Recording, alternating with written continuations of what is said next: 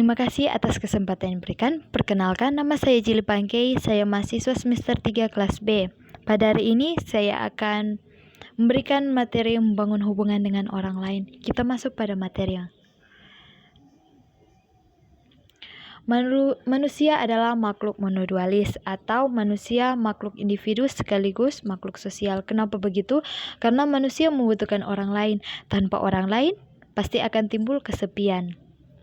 Hal-hal yang mempengaruhi hubungan kita dengan orang lain yaitu komunikasi. Kenapa komunikasi sangat berpengaruh? Karena komunikasi sangat dibutuhkan dalam membangun suatu hubungan. Komunikasi yang menyenangkan terjadi ketika kita menyadari dan memahami serta mampu mengkomunikasikan isi hati, pikiran, dan perbuatan kita secara tepat. Ada komponen penting dalam komunikasi. Yang pertama, pribadi komunikator dan si penerima komunikasi yang sangat mempengaruhi komunikasi. Di dalamnya terdiri dalam aspek pribadi, yaitu temperamen, gaya berpikir, karakter, nilai budaya, keadaan iman, dan latar belakang budaya. Dan yang kedua, dalam komunikasi ada pesan yang disampaikan dan yang diterima. Ini merupakan pengertian bahwa kita harus mengerti bahwa jenis dan sifat pesan yang kita sampaikan akan memberi dampak pada suasana dan efektivitasnya. Dan yang ketiga, komunikasi melibatkan proses mengolah pesan dan proses memahami pesan. Kita harus memikirkan dengan baik apa yang hendak kita ungkapkan dan kita harus menafsirkan dengan baik sebelum kita memberikan sebuah respon. Dan yang keempat, komunikasi terjadi dalam konteks ruang dan waktu. Komunikator yang baik selalu memperhitungkan waktu dan tempat supaya berkenan kepada orang yang menerima pesan kita. Dan yang kelima,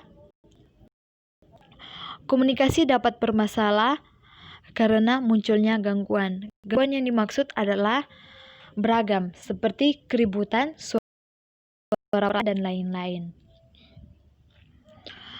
Dan yang kedua, rasa takut. Rasa takut di sini terkadang kita sulit akrab dengan orang lain. Biasanya disebabkan adanya rasa takut dalam diri kita. Rasa takut itu misalnya ketika kita ditolak, takut tidak direspon, takut tidak dianggap, dan lain-lain. Untuk keluar dari ketakutan, kita harus menikmati kasih Allah. Kita harus menyadari bahwa Allah sangat mengasihi kita dan menerima diri kita sebagaimana adanya. Ketiga, keragaman pola pikir. Salah paham sering terjadi dalam suatu hubungan. Hal ini terjadi karena adanya perbedaan pola pikir. Kelemahan kita adalah kita mengharapkan agar orang lain yang mengubah pola pikirnya. Hal yang terbaik adalah kita yang lebih dahulu mengubah sikap dan pola pikir dalam memahami pihak lain agar kita mampu menerima dan menghadapi mereka. 4 kecenderungan pola pikir. Yang pertama, pola pikir sekuensial abstrak. Yang dimaksudkan di sini buat orang bernalar teratur, menyukai idenya, suka berteori, dan mencari alasan di balik peristiwa. Orang dengan gaya berpikir ini sulit memberi saran praktis apabila yang muncul dari pengalaman nyata. Yang kedua, pola pikir sekuensial konkret menyebabkan orang serba teratur, suka memecahkan masalah dengan praktis, suka bekerja sendiri, dan suka bekerja dengan teratur yang jelas. Orang dengan pola pikir ini biasanya sulit mengerjakan tugas. Dan yang ketiga, pola pikir acak atau abstrak menyebabkan orang cenderung berpikir seolah tidak beraturan, tidak sistematis, mengemukakan pendapatnya, tetapi sangat hangat. Ia dapat memahami dan menerima keadaan orang lain walau tidak sesuai dengannya. Dan yang terakhir, pola pikir acak konkret. ini mendorong orang cenderung berpikir sistematis, tetapi imajinatif, memberikan pertimbangan berdasarkan fakta. Ketika memberi nasihat, ia menggunakan kisah-kisah nyata.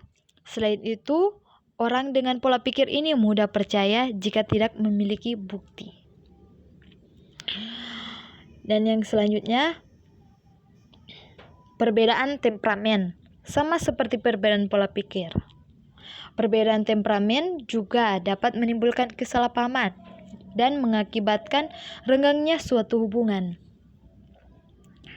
Agar hubungan terjalin dengan baik, sikap menerima dan memahami terus harus kita kembangkan.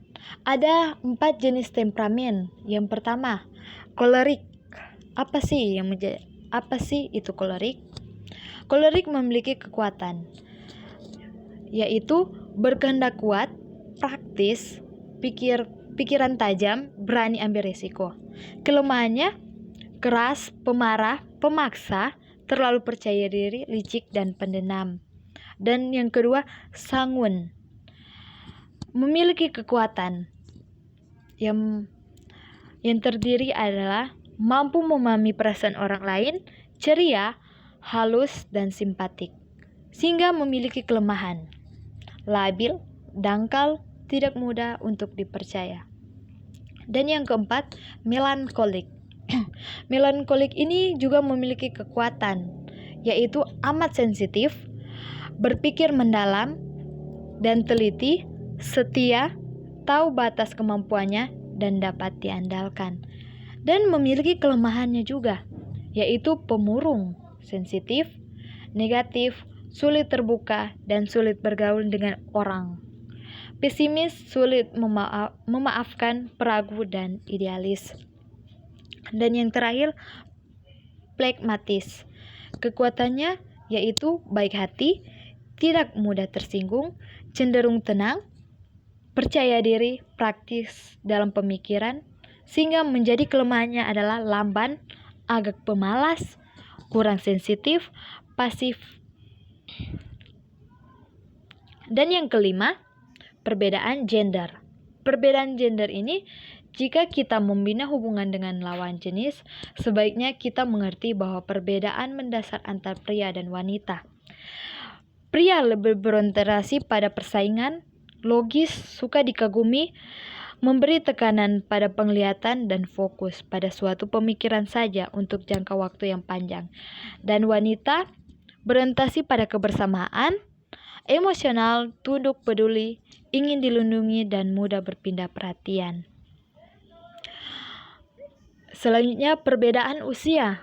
Usia 2-12 tahun, di dalamnya aktif bermain, ingin tahu banyak hal, mudah percaya, perhatian, mudah terpecah, memperhatikan kehendak atau egosentris, berhayal dan berpikir konkret.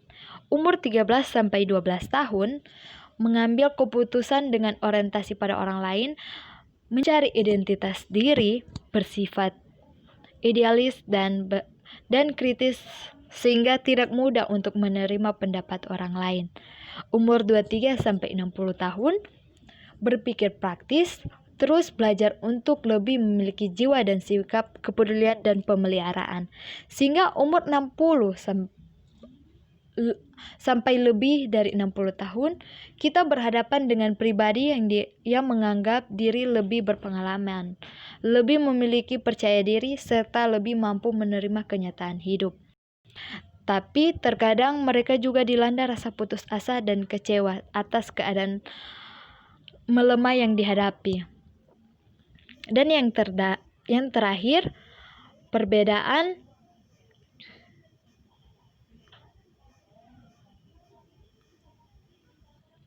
nilai budaya.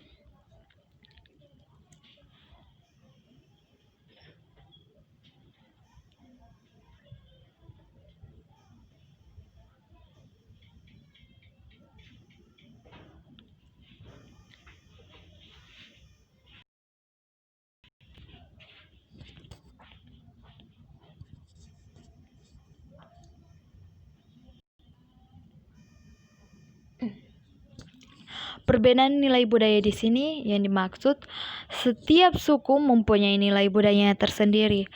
Hal yang paling berharga dan berguna dalam budaya itu juga cara orang membuat, mempertimbangkan, serta mengambil keputusan. Kita masing-masing pasti membawa warisan nilai budaya dari suku tempat kita dilahirkan atau dibesarkan. Setiap suku mempunyai nilai budayanya tersendiri, yaitu hal yang paling berharga dan berguna dalam budaya itu juga cara yang membuat orang mempertimbangkan serta mengambil keputusan. Bagaimana kita membangun suatu hubungan yang baik memerlukan kesadaran kita untuk terus belajar memahami setiap budaya orang lain. Membangun hubungan dengan orang lain yang berbeda kebudayaannya, kita butuh pengertian tentang berbagai nilai hidup yang harus kita pahami. Sehingga itu yang menjadi materi saya pada hari ini. Sekian dan terima kasih.